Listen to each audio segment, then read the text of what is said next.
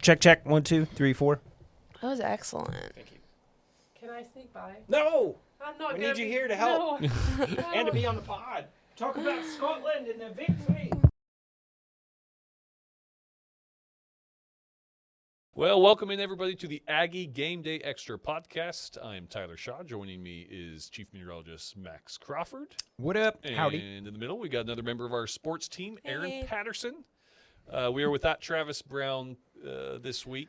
He's out partying at Dallas Stadium. Yeah, he went a little too hard there with England and Croatia. So Yeah, with the $18 Miller Lights that he does couldn't not make it drink. back. Insane. Yeah. No. Insane. Well, I heard it. $18 will get you 2 waters and a Coke. Hey, and is that the better buy? One could argue that it probably is. I don't know. Aaron says no. I agree with that. That's media pricing. Yeah. Now, I know we're spoiled, but typically waters are complimentary. free, yeah. Yes. Yeah, I think free. water should be free everywhere.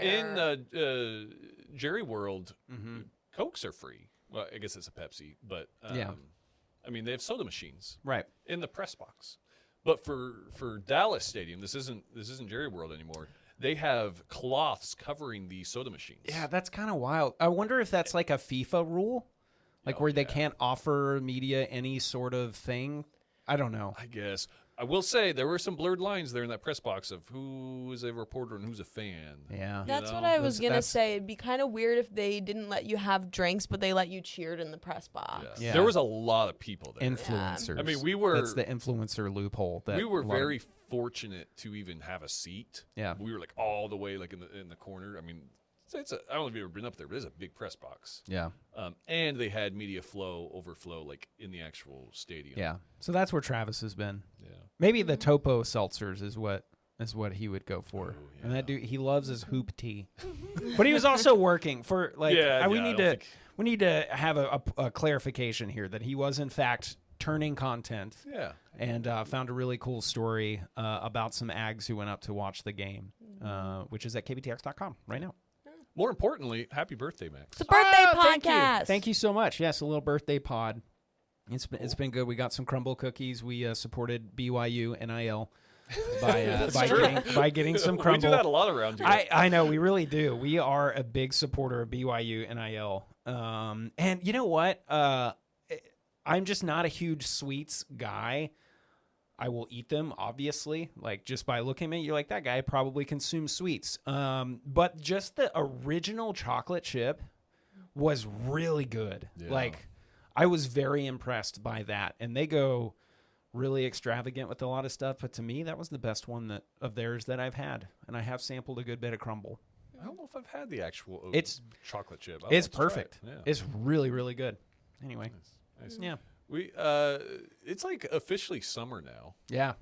We're in the this thick is- of it. This is your first one, Erin, because It you got is. here. You've almost been here a year. Yep. Yeah. But you got here. It was like boom, like we're getting football. Yeah, ready to it go. was August 4th was my Yeah, first like day. you So were it in was camp. warm, Yeah.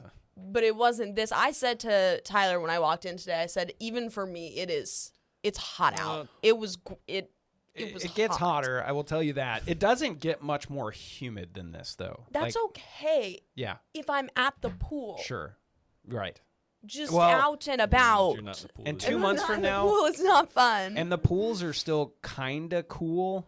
2 months from now, the pools are going to be like bath water. Yeah. But it was funny. We were in Cancun last week, and a lot of people there. It was a very non-U.S.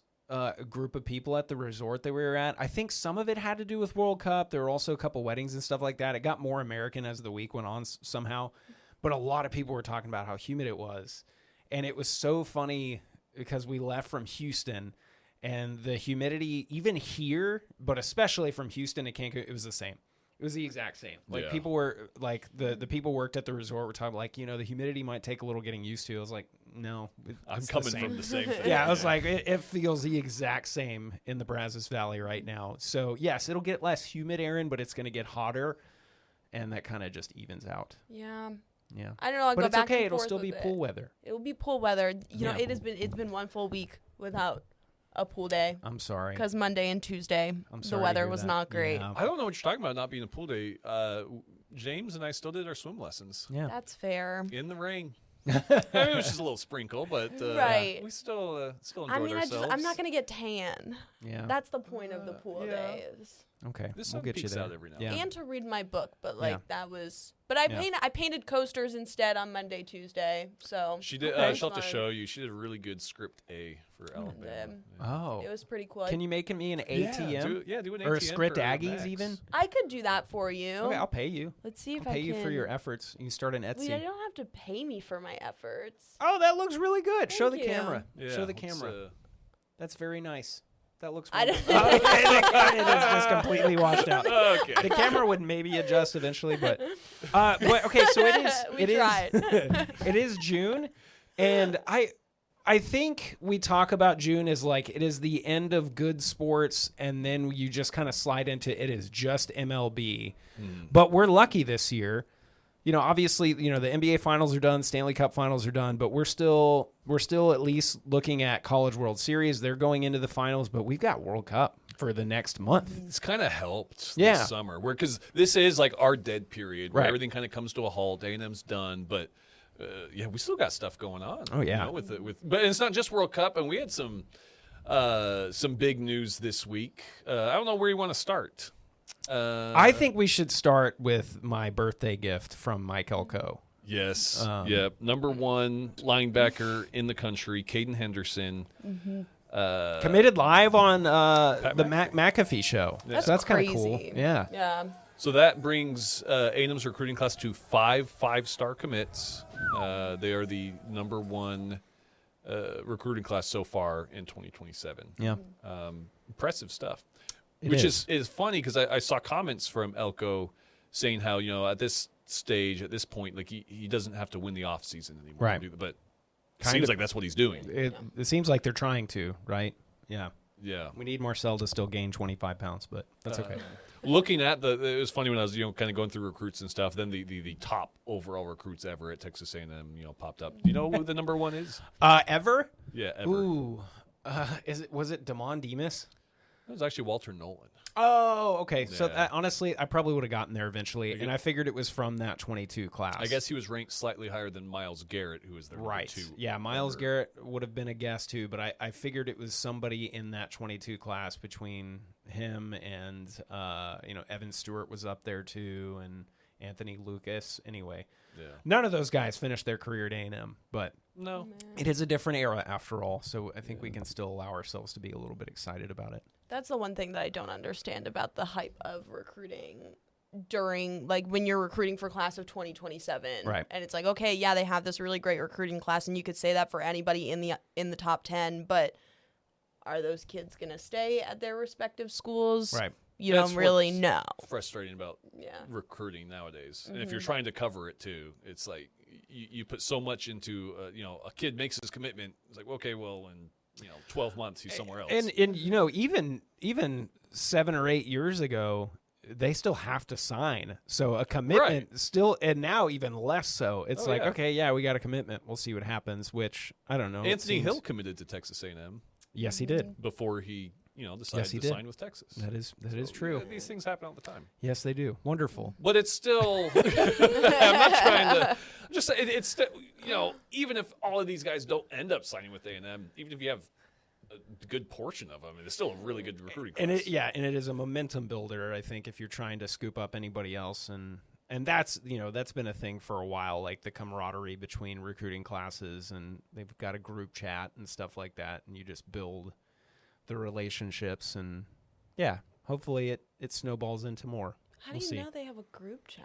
I'm assuming so. Oh, okay. Yeah, I don't know that. It for just sure. part of seemed- the it group seemed- chat, It yeah. seemed very confident. I was like, how do you know Nah, that? I just it's whenever they interview recruits or sign people, it's like, I have a really good relationship with such and such, even though they're like, one of them's a California recruit and the other one's from Florida. It's like, I have a really good relationship with such and such, and Fair enough. so that's why I just assume that they're all in a group Fair chat. enough. They get added to it if they're a commit. I don't know if that's true. I bet it is though. I bet they do. Yeah. But So football's got the number one class. Baseball's making waves too. Yes. They're at. I can't remember. Have they hired their pitching coach at the last time we potted? I don't I don't know because I think it was last week. Was it not? I don't think so. So they did hire a pitching coach, right? Barry Enright, coming from the MLB, and now he has 3 new pitchers out of the transfer portal. Yeah, which is great. It's wonderful. The newest one from Texas State. Just want to make sure I get all my ducks in a row. All my ducks in a row. Yeah, 3 pitchers is great though. While you're looking a freshman, at that. Wade Cooper. From Texas State. He had a 7-3 record, 5 saves as a freshman. His last win was, and last game played in a Texas State uniform was at Bluebell Park. Yeah. Because he was in that College Station Regional. Yeah, and that's pretty cool. Where he beat USC. He got the win on that one, pitching the last 3 innings of that game. His last save, one of his 5 saves, was against Texas A&M in San Marcos, and that was like an 11-10 final. It was 9-8. So yeah, those high ones. That's great. Getting arms, and then we had that catcher, Savoy, I believe, from Clemson. Yeah, he's a catcher outfielder hybrid. So I don't know, if A&M probably going to have him in the outfield, I would assume. Yeah, but. Because Bear Harrison's still still around. So you'd assume he'd still be a catcher unless maybe you slide him to DH. Yeah, but wherever you have him, he can swing it. Yeah, he had 20 home runs as a freshman, 16 last year at Clemson. It seems like obviously we're making a heavy run at arms, which I think what any at least casually following A&M baseball fan would say is like we gotta hit arms in the portal. It seems like beyond, picking up a guy like Savoy, we're relying on continued development from a lot of our younger guys. I could be wrong about that. Maybe there's still some people that they're trying to grab that are out there. But am I wrong in that? Because I think the biggest offensive pickup that we've had has been from that guy, from Savoy. Right.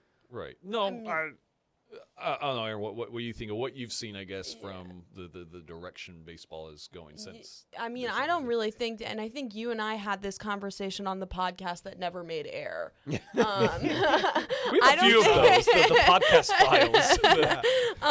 I don't think the offense was really ever their problem. Yeah.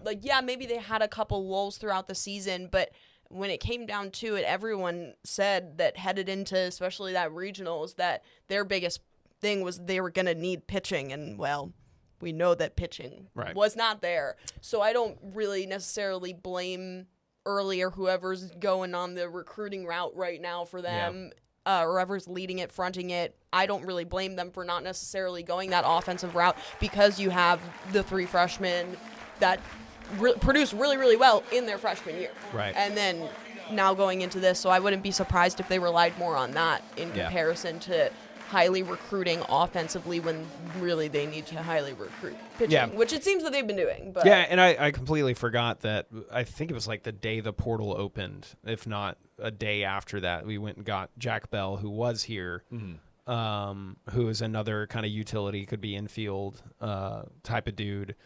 And other than, I believe, Sawyer Farr, I don't think that we've had a whole lot of portal subtractions or portal A&M guys going into the portal to leave. Yeah, most of your main dudes are back. However, you are going to lose some to the draft. Right, you're going to lose Gavin, Kaden, Sorrell, Hakopian. Yeah, so that you definitely will, and that is probably in their mind why they're picking up the Clemson guy, Savoy, because you need someone to fill that void of Hakopian, Grovac. But I think it's good. I think it's a good nucleus returning. Maybe there's not like the one like this guy really jumps out like you could have said about Grovac or Sorrell, but to use an overly tired Moneyball term, they're making up for it in the aggregate kind of thing. I am probably most interested in seeing the development of Clayton Freshcorn. Oh, absolutely. With this new pitching coach, Barry Enright. See what he's kind of able to do. Does he turn into a full-time starter, or is he that your closer role and is just your big-time closer that you go to? And even Sadeo, and see what happens with him. Maybe he gets his groove back. Right. In another great way. Year, post-injury might help. I think that probably was one of the biggest things holding him back this year. Yeah. It was just kind of his first year back in so long. Yeah. But, baseball's making moves. Football, Other big news this week, Pat Henry Yeah, retired. calling it a career. That was a little unexpected. Now, in hindsight, I mean, it's not like it came out of nowhere that he, Sure. we knew at some point he was going to retire, but the actual act of him retiring and the subsequent press conference that Erin sprinted to, But she made it. Yeah, she did did make make it. it, yeah. That was a fun experience. Yeah, no, it was good. It was really sad. It was kind of different than because this is now the second A&M coach that I've actively covered when they're like basically retiring because of G. You were during there, soccer. the USG, if he was coming back. Yeah, That's when you and- brought him to tears. I know. I felt really bad about that. Sorry, G. But it was really sad because this was kind of a little more official because you and I were trying to figure out yesterday if G had actually held an official press conference like that, and we couldn't remember because it was just so long ago. But with Pat, like, it was just sad. You know Yeah. what I mean? You just have this, older gentleman in front of you that's given his entire life to the sport, and he's talking about especially the impact that A&M had on him the past 22 seasons, and his wife is there with him, his grandkids, his kids, all of that stuff. And it was sad. I felt bad, but it was, heartwarming, I guess. Yeah. Oh yeah. Bittersweet. All around. Like quintessential bittersweet because he's without a doubt the most successful coach that A&M has ever had in any sport. Okay. Yeah. Like- I was going to ask from the Aggies' Yeah. perspective. Okay, most successful. Is he the best hire they've ever made? I think it is hard to argue against that. Like he's the only coach here because A&M's I think a perfect example of this. A&M's an Adidas school, but He's Nike. he's Nike, and he said, "I'm not staying here if you're going to make us wear Adidas." I'm not. And so A&M track still buys Nike stuff, like because Pat Henry wanted it. I don't know that there's a whole lot of other coaches who could do that. And maybe now that we're looking for somebody else, maybe track will actually finally switch over to Adidas along with everybody else. But you don't tell Pat Henry no when it comes to something like that. If he says, I want Nike, you're going to let him do that. Yeah. So, I think he's, the hardware is absolutely there. Like all of his former athletes will tell you that. He's got so many Olympians. Yeah, I think as far as just overall pedigree, wins, hardware, I don't think there's anybody that really comes close. Because he would have gone down as one of the all-time great coaches before he even got here and before Right. the 10 champion. Because he had 27 at LSU, and you hired him away from that. I don't even know if there is a comparison. I know there was a lot of fanfare with Jimbo. Sure. He's a national champion head football coach coming to A&M. Right. Obviously, things went a lot different. Yeah, in those and two you got scenarios. you got the Orange Bowl with him and stuff like that. Yeah, I think when you start saying, okay, well, what other hires have been close? You then start thinking about the splash hires, like how we lured a successful Buzz away, Jackie Sherrill being a crazy hire, Bear Bryant, Jimbo, all that. But those were all just like. The name was splashy. The name was really big to go along with it. Like, okay, we've got Jackie Sherrill now, but in terms of actual wins and stuff that was brought to the school, obviously track is not technically a revenue sport. But I think if you're just going objective, like who's the best coach we've ever had? Yeah, it's Pat Henry without question. Yeah. RC, I think what would maybe be, in the same echelon as him because of the amount of wins that he had for as long as he was here. But, we didn't have a national championship with him, and Pat had a bunch. So, yeah. And again, that's different. It's track is, individual and team sport and stuff like that versus like, you've just got your football, BCS, and then playoff and stuff like that. But yeah, it was Pat for sure.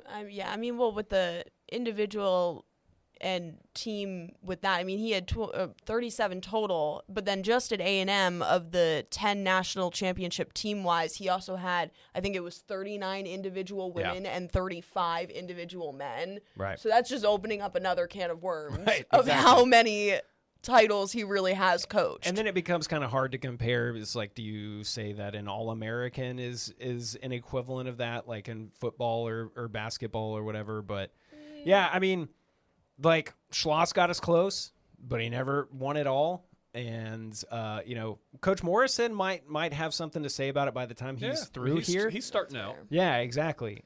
So yeah, it's Pat. I mean, he is an absolute legend in the sport. It's crazy to me with how, I guess, A&M fans have probably become numb at this point that they're used to track success. Right. I mean, ever since for the past 22 years, and I've come here and have just every time I've covered track, I've covered national champions, and then big names like a Thing Mo arrive, right? And the Olympics come on. Like, okay, how many former Aggies we got? Oh, we got several. Like, let's take a look at all the Aggies that are in the Olympics and at the World Championships, and just some of the best elite track athletes in the world.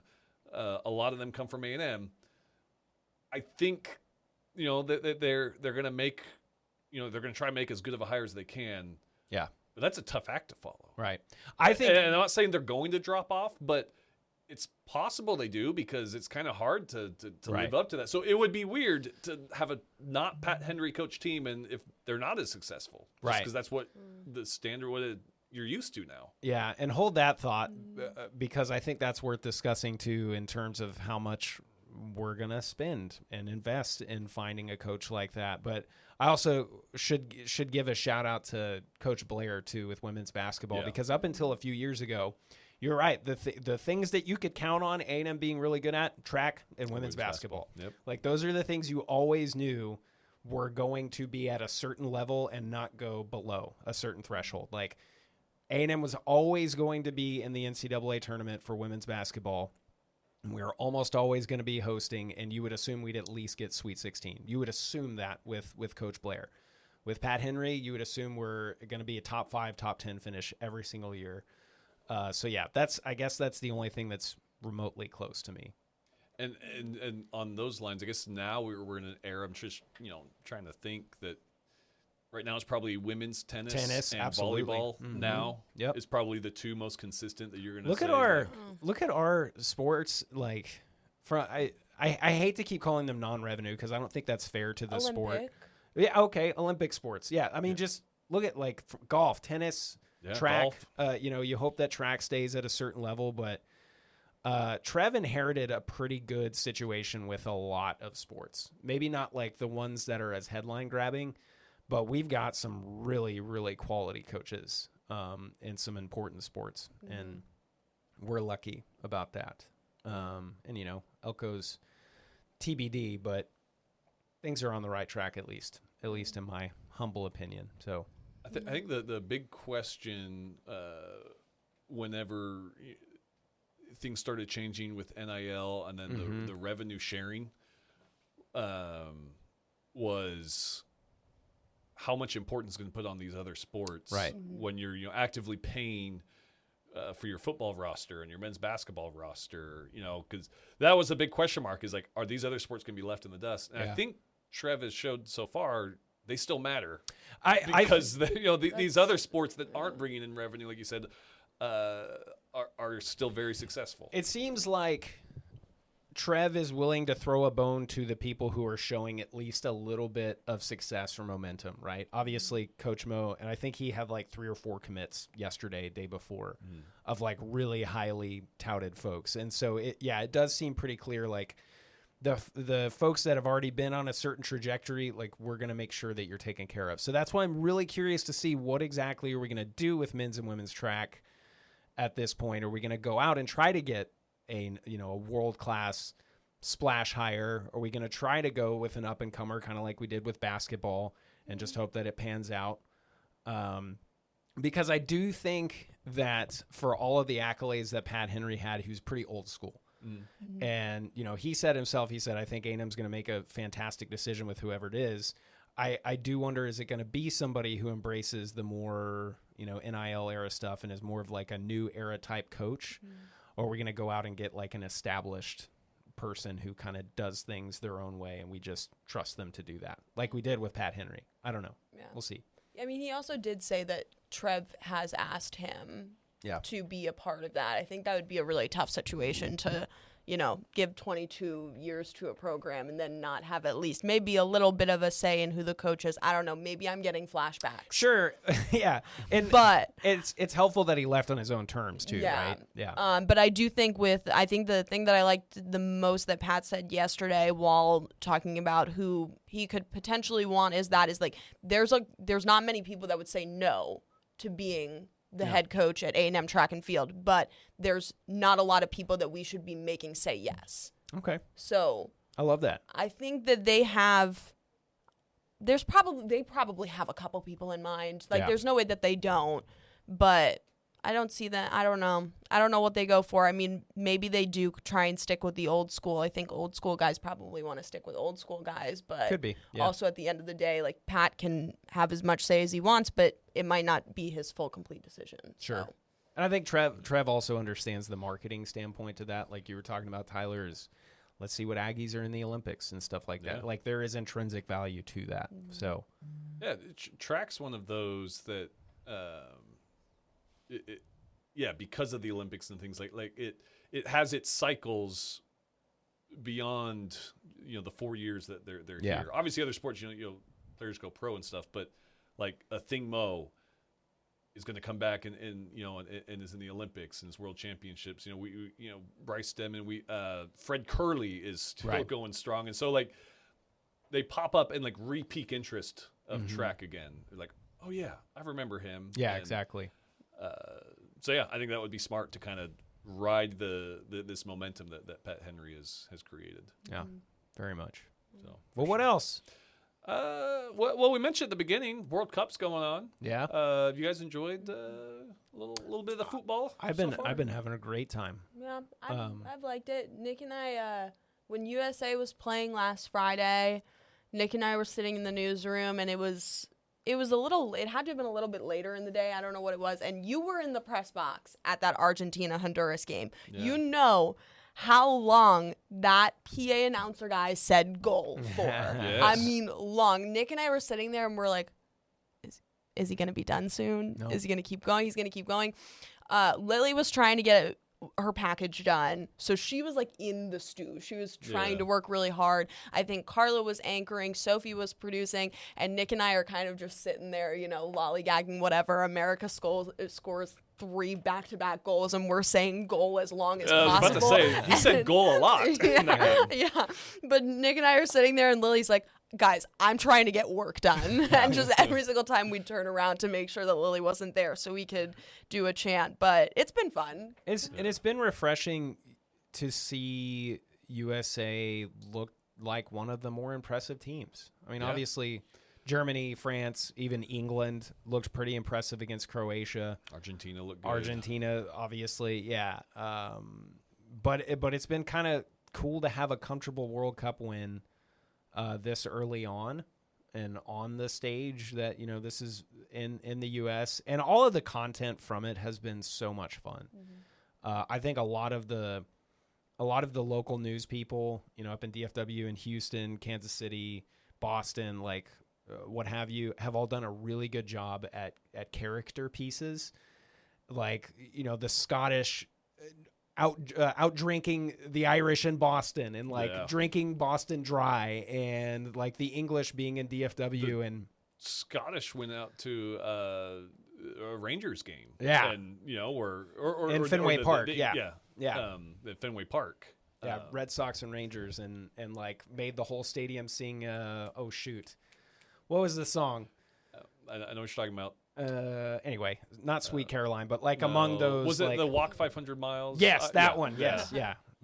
Because that's by a Scottish guy. Yeah, that makes sense. But it's been a lot of fun. So it's gonna be a fun summer. Will we even get out of the group stage? I don't know. I feel like that's what I'm about to say. Do you let the expectations are they too high right now because of the Team USA? Is Team USA World Cup battered Aggie syndrome? Do you think honestly, this is the year they're going to make the final? For USA, it might be even worse than battered Aggie syndrome, because I think more often than not, you just hope that you get to the round of 16, which is a little different this year. But I think if you at least draw Australia, certainly if you beat Australia, I think you start having a little bit of hope. absolutely. 'Cause, I don't think that's going to be an easy game by any stretch, but if you get a point or more, yeah, I think you can let yourself have a little bit of hope. And how cool would it be to have, hopefully maybe this is the most successful Team USA we've seen, but on home soil. Yeah, that would be pretty sweet. Pretty cool. Yeah. Pretty neat. I was put on the spot last week to make a prediction, so I'll hear your guys' predictions. I did pick France was my pick. Do it To all. win Okay. it all. All right, so let's hear your guys'. I'm going to go Alemania. I'm going to go Germany again. All right, Yeah. Germans. I'm gonna go the US of A. Oh, Let's go. Here we go. Roll Here we Tide. go. US of A. Roll Tide. Roll Tide. That's USA. you know what? That's the second or third time I've gotten you to say Roll Tide in the past week. This is a Yeah. win We in should my just book. clip Roll Tide of Max saying that and just There's your cold out of open. context. Yeah. Play it on The loop. other Roll Tide there were many Tecate lights that influenced that. So yeah, that one didn't count. Did you hear that story? I don't know if I heard that one. So it wasn't this past Monday, Tuesday, but weekend before that. I totally forgot Max was in Cancun. So I sent him a text. It was maybe cloudy for like not even 20 minutes Yeah. while I was out at the pool. And I texted Max and I said, hey, is it going to be cloudy the rest of the day? While he's sipping on pina coladas on the beach. So he sends me a text back and says, Erin, I'm not going to lie, I don't know. And then sends me a picture of his resort. And so I texted him back and I said, oh my God, that's so funny. I totally forgot that you were in Cancun. Have so much fun. That's my bad. And he just texted me back, Roll Tide. Yeah. And I said, I'm framing this That was text. the only thing I Yeah. could think of at that moment to say. Didn't see any NBA athletes in Cancun. I know that's always the joke that when they get out Oh, of the games they early. were in Galveston. Galveston and that dirty water. Yeah. They didn't deserve the Cancun. Right. Yeah. Exactly. I guess they didn't this year because I did not see any. All right. Well, on that note, I think that's a wrap for this week. Stay tuned. We're gonna have more coverage of the World Cup. We're gonna keep on this Aggie off season as rosters continue to move. Always going to be plenty to talk about there. for Yeah, sure. yeah. As much as I fear this kind of dead period and dead season, there are always things to talk about. It seems. Tyler, we're about to go into the peak of talking season. true. Media days will be here before y'all know it. You're right. It's Yeah. gonna come way too fast, actually. And more production value to come from the next pod, and Travis will take care of that for us. Yeah. We're just here yapping. We're just kind of, freestyling. out Right. here. Yeah. All right. Yeah. Well, for Erin Patterson and Max Crawford, I'm Tyler Shaw. Thanks for watching, listening, however, to the Aggie Game Day Extra podcast. We'll see you next week.